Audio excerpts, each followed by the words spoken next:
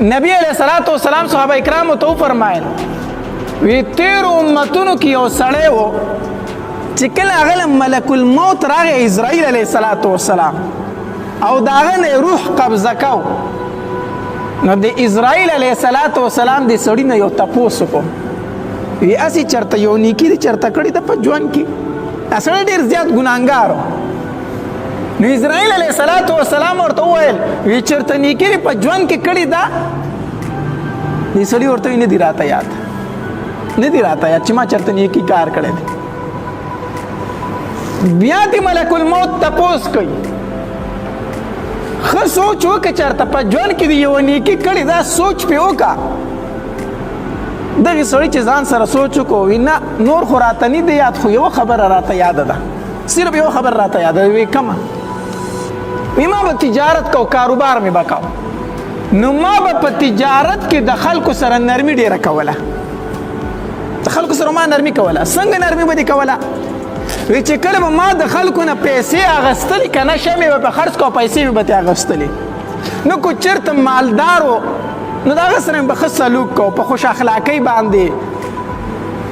په خوش طبیعتۍ باندې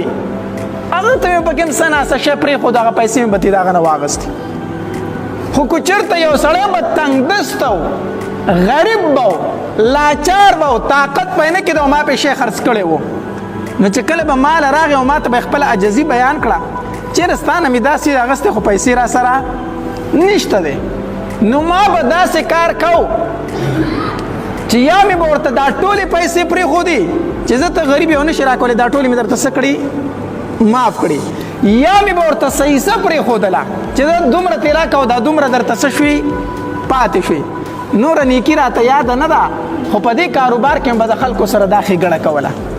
چې کوم لاچار او غریب به و نو ما به ورته پیسې پرېښودې چې نه شو به یې راکولی بس دکه یوه نیکي راته رایاده ده بل ما چېرته ښه کار نه دی کړی چې کله دا خبره الله تبارک وتعالی واورېدله که نه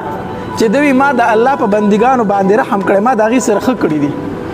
فورا الله تبارک وتعالی اسرائیل علیہ الصلوۃ والسلام ته وحی وکړه ملک الموت ته وحی وکړه د ده سره په ځان کدن کې نرمي وکړه د ده سره په روح اخیستلو کې نرمي وکړه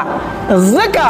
چې ده زما په بندګانو باندې رحم کړی او نرمي کړي زه ډېر غیرتي ذات یم چې زه په ده رحم وکړم زه ډېر غیرتي یم د ده نه د زما په بندګانو رحم کو نرمي کوله زه خو ډېر غیرت لرم د ده نه زه به په ده باندې رحم وکړم دی جنت ته بوځه روح دې په اسانۍ سره واله نو په معاملاتو کې خو به یو دا کوي چې د خلکو سره به څه کوي نرمي کوي